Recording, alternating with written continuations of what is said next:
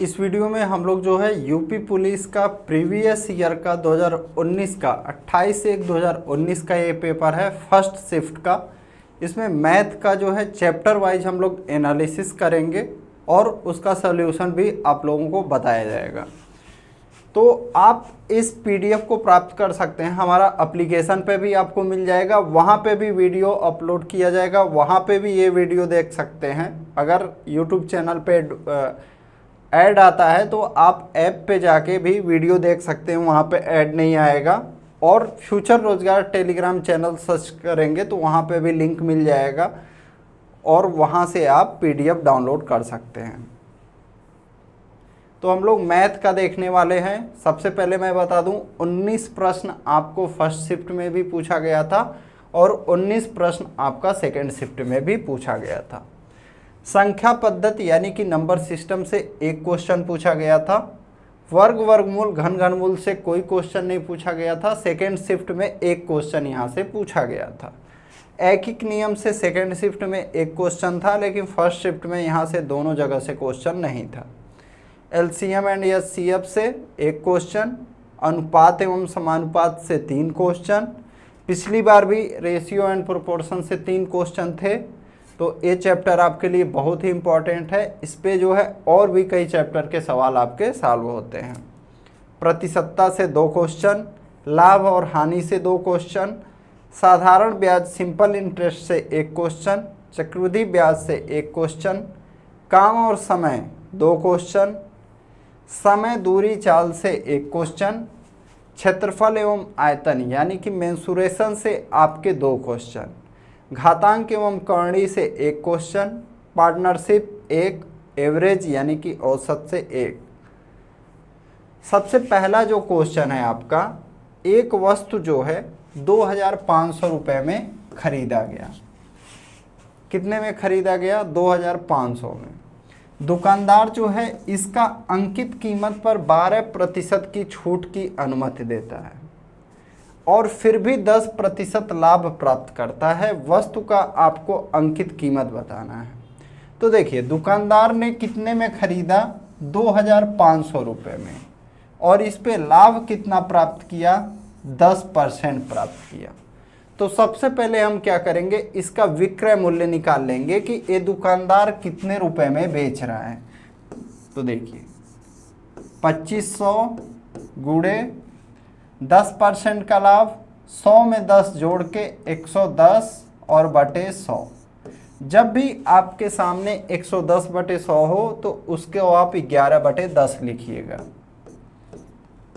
अब देखिए 11 से 0, 11 पचे 55 को 5, 11 दूनी 22 और 5 27, यानी उस दुकानदार ने 2750 रुपये में इस वस्तु को बेचा।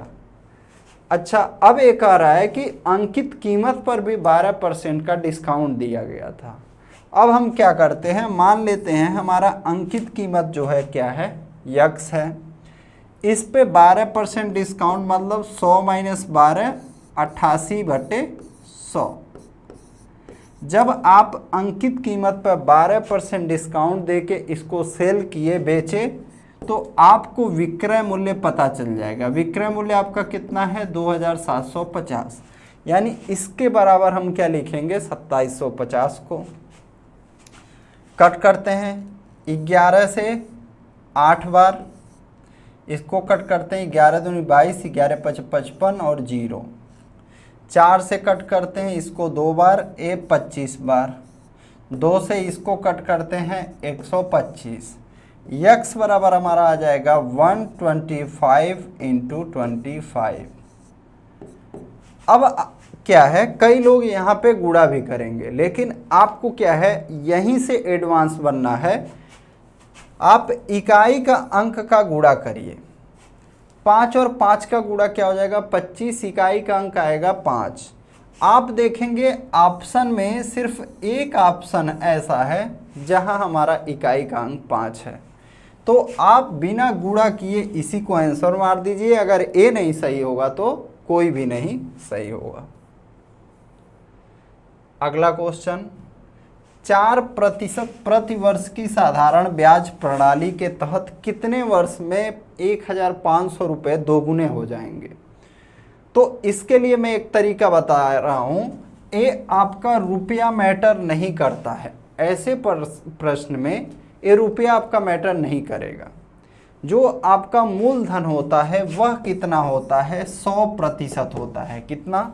100% आपका मूलधन होता है। अब कह रहा है दुगुना, तो 100% का दोगुना कितना होगा, 200%। अगर मान लीजिए यही 3 गुना कहता तो हम यहाँ क्या लिखते, 300%। 4 गुना कहता तो 400%। उसके बाद क्या करना है आपको, इन दोनों का जो डिफरेंस है, अंतर है, उसको पता करना है। अंतर कितना है, 100% का। अंतर कितना है, 100% का। यानी ये जो वृद्धि हो रहा है कितना हो रहा है, 100%। अब इसको क्या करेंगे आप, इस 4% से डिवाइड कर देंगे, यानी दर से आप डिवाइड कर देंगे तो आपको समय पता चल जाएगा। परसेंट से परसेंट हट जाएगा, 4 से कट करेंगे, हमारा वर्ष आ जाएगा कितना, ऑप्शन सी 25 वर्ष। अगर यहाँ पे 3 गुना रहता तो 200/4 कर देते, 4 गुना रहता तो 300/4 कर देते। यानी जो अंतर रहेगा उसी में हम क्या करेंगे, दर से भाग दे देंगे तो समय पता चल जाएगा, समय से भाग दे देंगे तो हमें दर पता चल जाएगा। अगला क्वेश्चन कह रहा है 1,000 रुपये 2 वर्ष में 1144.9 हो जाते हैं। मूलधन पर सालाना किस दर से चक्रवृद्धि ब्याज लगाया गया है। ये आपका कंपाउंड इंटरेस्ट से प्रश्न है। तो देखिए, जो हमारा चक्रवृद्धि मिश्रधन का फार्मूला होता है, A = P। ए क्या है, हमारा चक्रवृद्धि मिश्रधन है, यह हमारा क्या है, मूलधन है। ब्रैकेट में 1 + R/100 और यहाँ पे n। अब क्या करेंगे हम, इस P का गुणा यहाँ पे है, P को यहाँ लेते आएंगे। A का वैल्यू कितना है, 1144.9। P का वैल्यू क्या है, 1000 बराबर R हमें पता नहीं है, क्या हो जाएगा, 100 + R और बटे यहाँ पे 100। n का मान क्या हो जाएगा, 2 वर्ष है तो यहाँ पे यानी स्क्वायर। इस दशमलव को हटाने के लिए हम क्या कर सकते हैं, नीचे एक 0 बढ़ा सकते हैं, यानी 11,449/10,000 बराबर 100 + R/100। इसके आगे जो है आपको, इसके आगे सॉल्व करने का आवश्यकता नहीं पड़ेगा। कैसे, 100 का स्क्वायर क्या होता है आपका 10,000। यानी अगर आप नीचे वाले को अलग कर लें, जैसे 11,449/100 का स्क्वायर बराबर, इसको करेंगे तो 100 + R का स्क्वायर और बटे 100 का स्क्वायर। तो ये नीचे वाला आपका कट जाएगा। अब क्या होगा, यहाँ पे देखिए इकाई का अंक 9 है। क्या है, इकाई का अंक जो है 9 है। तो इकाई का अंक 9 कब आएगा, जब 100 में हम R जोड़ेंगे। देखिए 100 में जब 6 जोड़ेंगे क्या आएगा, 106। इसका स्क्वायर करेंगे, 106 × 106 करेंगे तो इकाई का अंक क्या मिलेगा, 6 मिलेगा। 107 × 107 करेंगे तो हमारा इकाई का अंक क्या मिलेगा, यहाँ से 9 मिल जाएगा। 108 × जब आप 108 करेंगे तो इकाई का अंक क्या मिल जाएगा, 8 × 8 = 64, 4 मिलेगा। ये हमारा आंसर नहीं हो सकता। 109 × 109 इकाई का अंक क्या मिल जाएगा, 1 मिल जाएगा। 99 81 ये भी नहीं हो सकता। तो हमारा आंसर क्या हो जाएगा, ऑप्शन बी 7%। एक तरीका ये है, या आप और कैसे कर सकते हैं।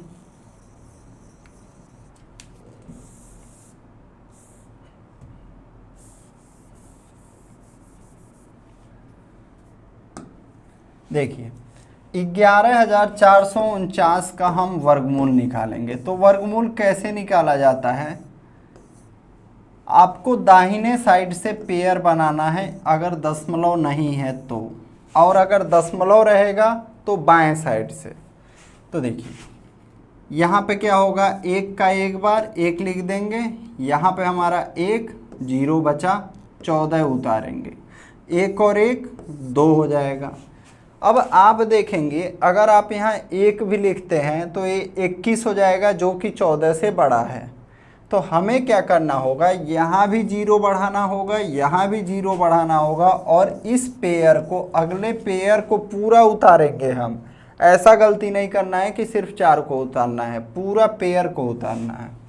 अब यहाँ पे हम 7 से गुणा करेंगे, 7 सते 49, 7 दूनी 14, पूरी तरह कट गया, हमारा वर्गमूल क्या आ गया 107। तो इस तरह से हमारा आंसर क्या जाएगा, ऑप्शन बी। कह रहा है ए बी और सी के बीच, यानी 3 लोग हैं, 1152 रुपये का नुकसान किस अनुपात में है, 7, 8 और 9 के।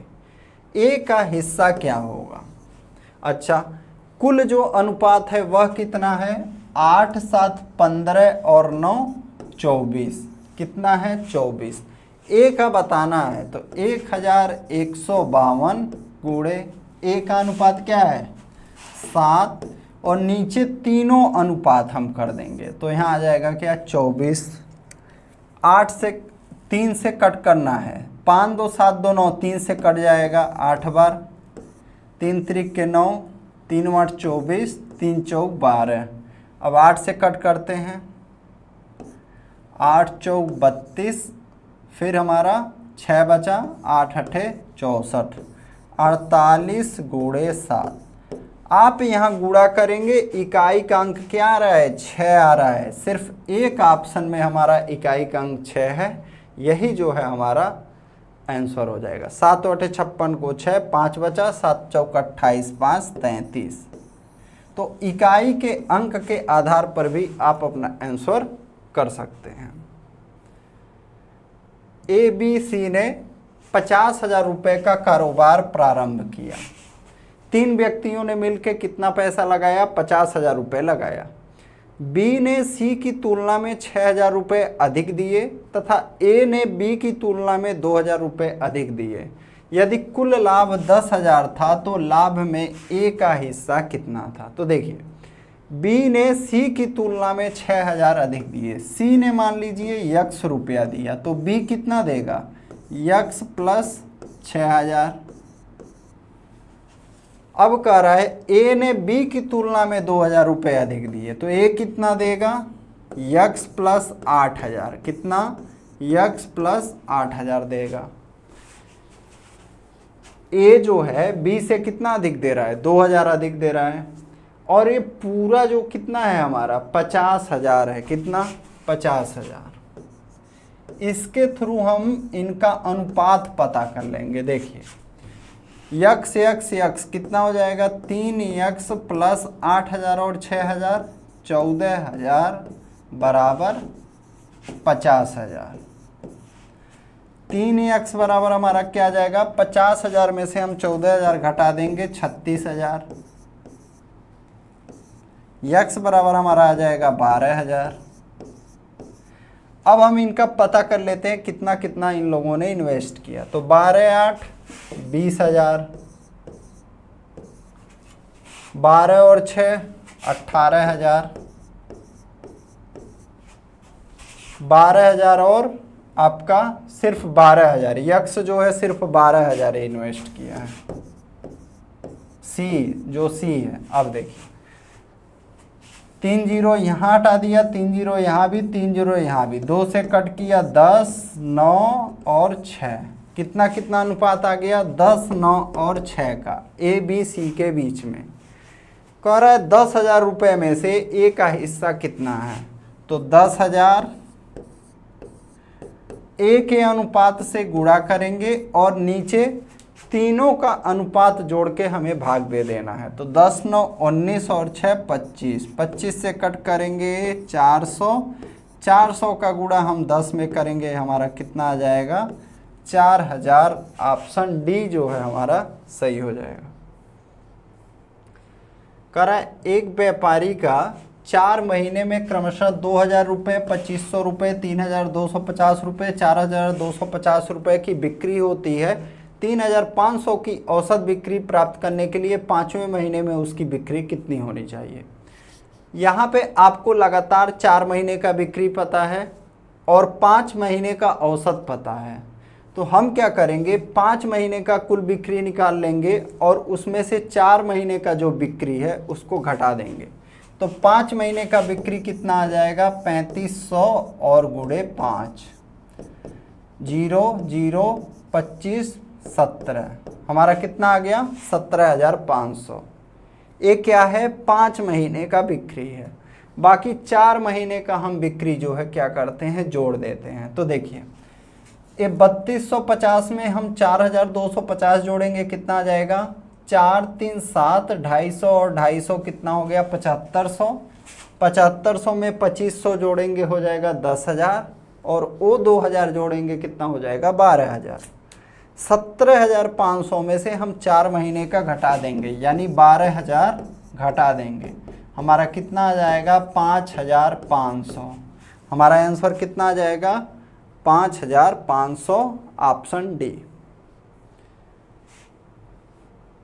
बी और सी एक काम 40 दिनों में पूरा कर सकते हैं। दो व्यक्ति किसी काम को मिलके 40 दिन में कर रहे हैं, जबकि ए, बी और सी वह काम 20 दिनों में पूरा कर सकते हैं।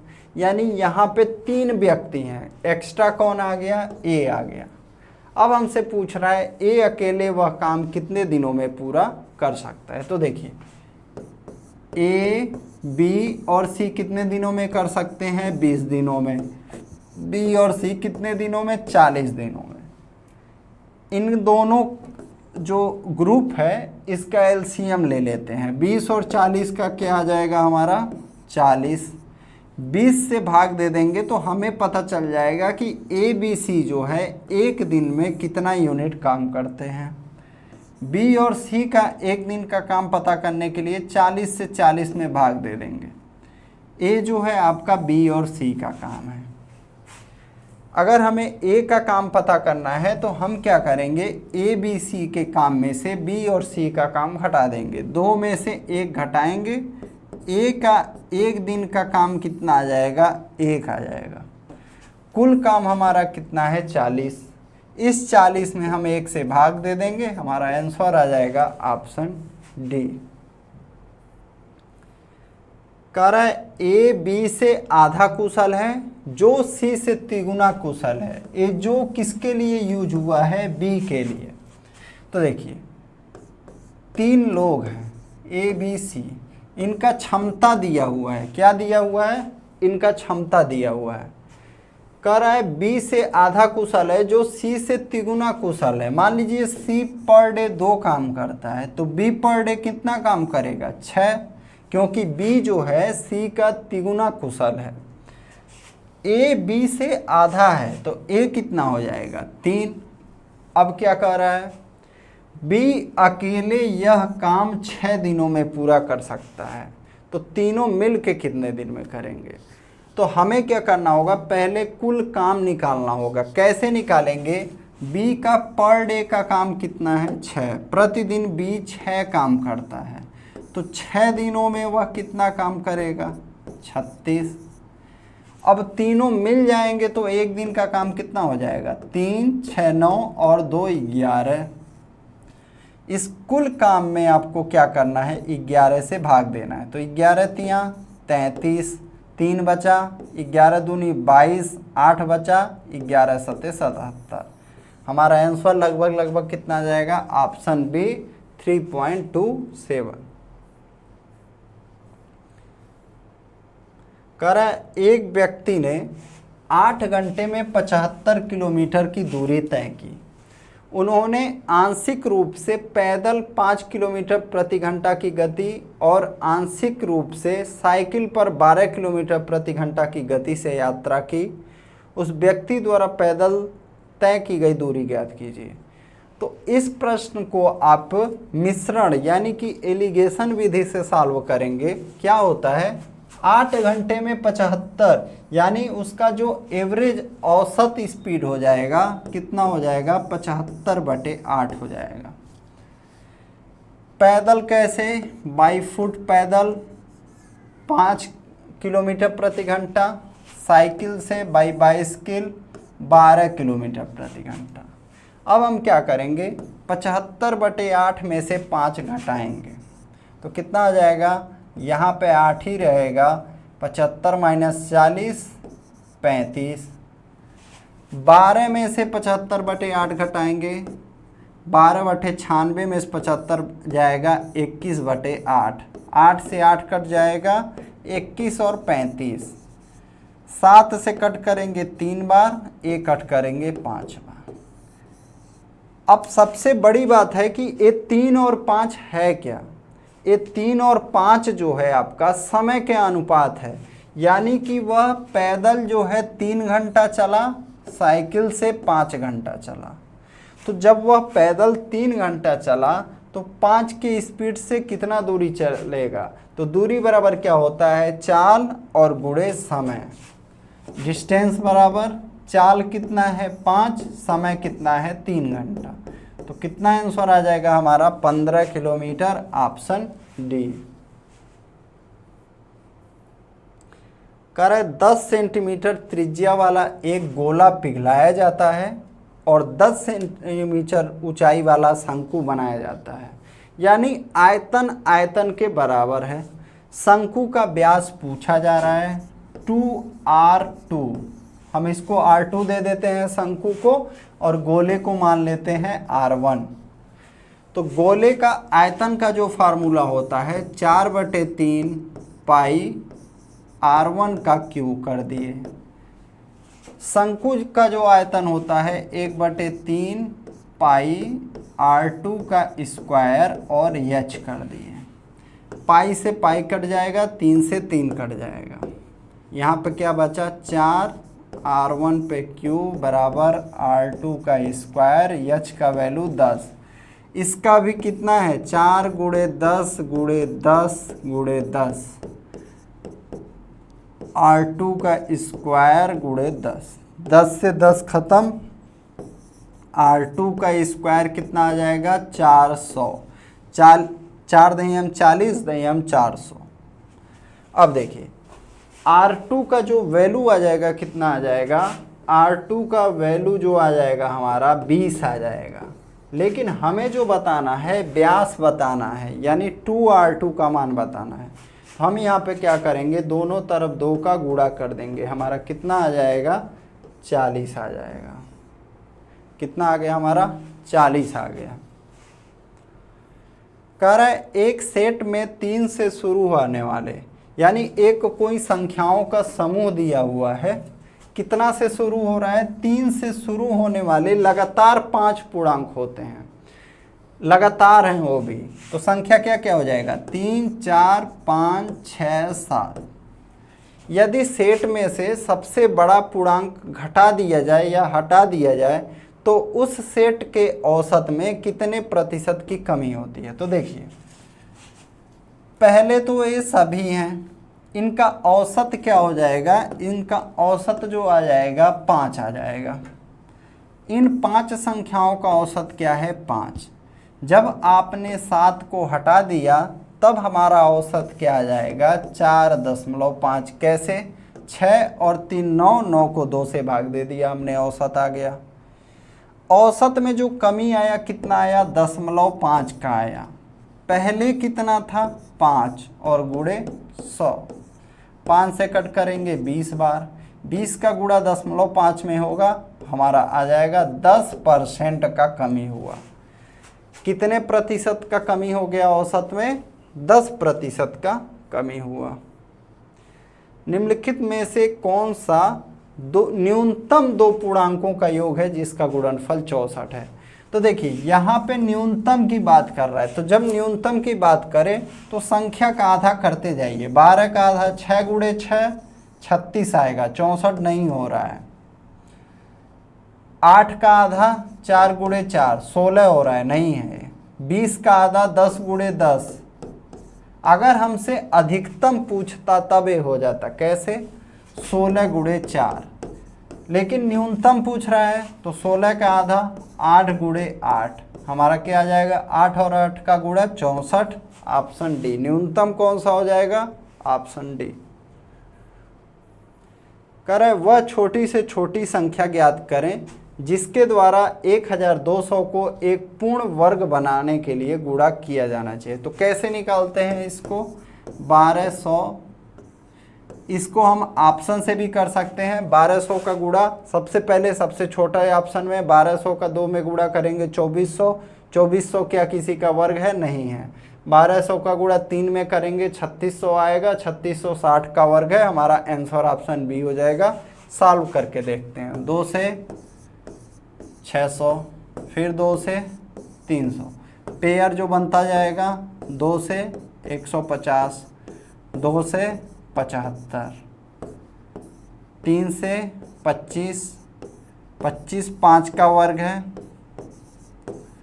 किसका पेयर नहीं बन रहा है, या तो आप 3 से भाग दे दीजिए तब भी ये स्क्वायर बन जाएगा, 3 से गुणा कर दीजिए तब भी स्क्वायर बन जाएगा। हमारा आंसर क्या हो जाएगा, ऑप्शन बी। इसको सॉल्व करना है हमें। √64 का मान आएगा 8, इस 8 को 73 में जोड़ेंगे √81 हो जाएगा। इसका वैल्यू आएगा 9, 9 को जोड़ेंगे 27 में √36 आ जाएगा। √36 का मान आ गया 6, 6 को जोड़ेंगे 3 में आ गया √9, इसका वैल्यू क्या आ जाएगा, 3। ऑप्शन सी जो है हमारा आंसर हो जाएगा। कर यदि a/b बराबर 4/5, a/b बराबर 4/5, कर 7a + 6b बराबर 29 हो तो b का मान ज्ञात करें।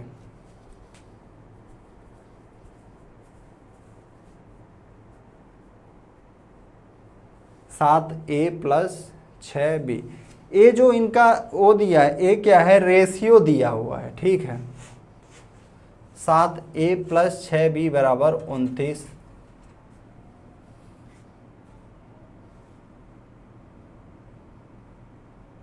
7 चौक 28, 6 पचे 30, 28 और 30 कितना आ जाएगा हमारा, 58। तो जो b का वैल्यू हमारा आ जाएगा कितना, 2.5 आएगा। कैसे, देखिए 29 का 2 गुना हो जा रहा है, 28 और 30 जोड़ने पे 58, तो हमारा क्या हो जाएगा, b का रेशियो क्या दिया है, 5, तो b का आधा कितना हो जाएगा, ऑप्शन ए 2.5। करे दो संख्याओं का हाईएस्ट कॉमन फैक्टर और एलसीएम 2 और 60 है। यदि उन संख्याओं में से एक दूसरे की तुलना में 14 अधिक है, यानी एक संख्या आपका यक्स है तो दूसरा संख्या क्या है, यक्स प्लस 14 है। छोटी संख्या यानी यक्स का वैल्यू बताना है, तो आपको फार्मूला पता होना चाहिए। पहले भी एक पेपर में था ऐसा क्वेश्चन, एलसीएम इंटू एचसीएफ बराबर दोनों संख्याओं का मल्टीप्लाई करना है। तो दोनों संख्या क्या है हमारा, x और x प्लस 14 बराबर दोनों संख्या का गुणा करेंगे, एलसीएम और एचसीएफ का गुणा करेंगे 120। इसका गुणा करते हैं, x² प्लस 14x बराबर 120, x² प्लस 14x माइनस 120 बराबर 0। अब आपको बताना है ऐसा कौन सा दो संख्या है जिसका गुणा करने पे 120 आए, घटाने पे 14 आए। तो क्या हो जाएगा हमारा 20 और 6, तो x² plus 20x minus 6x minus 120 बराबर 0। x कॉमन लेते हैं, x प्लस 20 बचेगा, माइनस 6 कॉमन, x प्लस 20 बचेगा बराबर 0। एक ब्रैकेट में आया x माइनस 6, दूसरा ब्रैकेट में आया x प्लस 20। तो एक बार x का वैल्यू जो आएगा माइनस 20 आएगा और एक बार x का वैल्यू 6 आएगा। तो हमारा छोटा संख्या क्या हो जाएगा, ऑप्शन सी हो जाएगा। क्या, ऑप्शन सी हो जाएगा। बड़ा संख्या क्या हो जाएगा, 14 और 6 20। कह रहे 4 और 9 के अनुपात में a और b के बीच 39 किताबें वितरित की जाती हैं, डिस्ट्रीब्यूट किया जाता है। बी को ए से कितना अधिक जो है किताब मिलेगा। तो इनका अनुपात क्या है 9 और 4। इनका डिफरेंस क्या है 5 का डिफरेंस है, कितने का 5 का, यानी 5 अनुपात ज़्यादा मिलेगा। तो क्या करते हैं हम 39 को टोटल अनुपात से भाग देते हैं और जो अंतर है उससे गुणा कर देते हैं। क्या करते हैं, जो कुल किताबें हैं इन दोनों का अनुपात जोड़ के भाग दिया और जो चीज़ हमसे पूछ रहा है उसका गुणा। 13 से 3 बार 3 और 5 का गुणा, हमारा आंसर क्या आ जाएगा ऑप्शन बी 15। कह रहा है 10% और 30% के दो लगातार चिन्हित करने के बाद 20% की छूट पर एक वस्तु 2228 में बेची गई वस्तु की लागत मूल्य ज्ञात कीजिए। तो हमने मान लिया लागत मूल्य यक्स है। अब कह रहा है 10% और 30% बढ़ाया गया, तो 10% बढ़ाएंगे 110/100 11/10, 30% बढ़ाएंगे 13/10। अब क्या कह रहा है 20% की छूट पर एक वस्तु कितना में बेचा गया 2228 में, इस पे आप 20% का छूट दे रहे हैं यानी 4/5 बराबर 2288। 11 से कट करते हैं 11 दूनी 22 0 8, 13 से कट करते हैं 1 13 6 78, 4 से 4 बार यक्स बराबर आ जाएगा 10 गुणे 10 गुणे 5 और 4 का गुणा 20 बराबर 2000 जो है हमारा क्या आ जाएगा आंसर आ जाएगा। यानी इसका लागत मूल्य क्या है 2000। ये जो है आपका लास्ट क्वेश्चन है। कह रहा है कि कपड़े का एक टुकड़ा 600 रुपये में खरीदा गया, सिलाई कितना दिया गया 40, 12.5% का लाभ पाने के लिए इसे किस कीमत पर बेचा जाना चाहिए। तो हमारा जो टोटल खर्च कितना पड़ गया 600 40 रुपया 640, 12.5% लाभ चाहिए, 100 में 12.5% जोड़ देंगे यानी 112.5/100। तो क्या हो जाएगा 0 से 0 कट जाएगा 64 गुणे, इसको हम पूरा कंप्लीट लिख लेते हैं दशमलव हटा के और नीचे 100। 25 से कट करते हैं 25 चौके 100, 25 चौके 100, 12 बचा 25 25 125। 4 से इसको कट करेंगे 16 बार, 16 पचे 80 को 0 8 बचा, 16 चौक 64 और 8 72। हमारा आंसर आ गया ऑप्शन डी 720। तो अभी तक आपने हमारा YouTube चैनल को सब्सक्राइब नहीं किया, ज़रूर सब्सक्राइब करें और दोस्तों के पास ज़रूर शेयर करें। और सबसे ज़रूरी है आप इस PDF को ज़रूर डाउनलोड करें। ऐसा एनालिसिस करके मुझे लगता है बहुत कम लोगों ने बताया होगा कि आपका किस चैप्टर से कितना क्वेश्चन आपका मैथ में पूछा गया था। जब आपको पिछले वर्ष का बहुत ही अच्छे तरीके से पता रहेगा कि क्वेश्चन कहाँ से पूछा जाता है, कहाँ से बनता है, तब जो है आप जाके ज़रूर बेहतर कर पाएंगे। Thank you.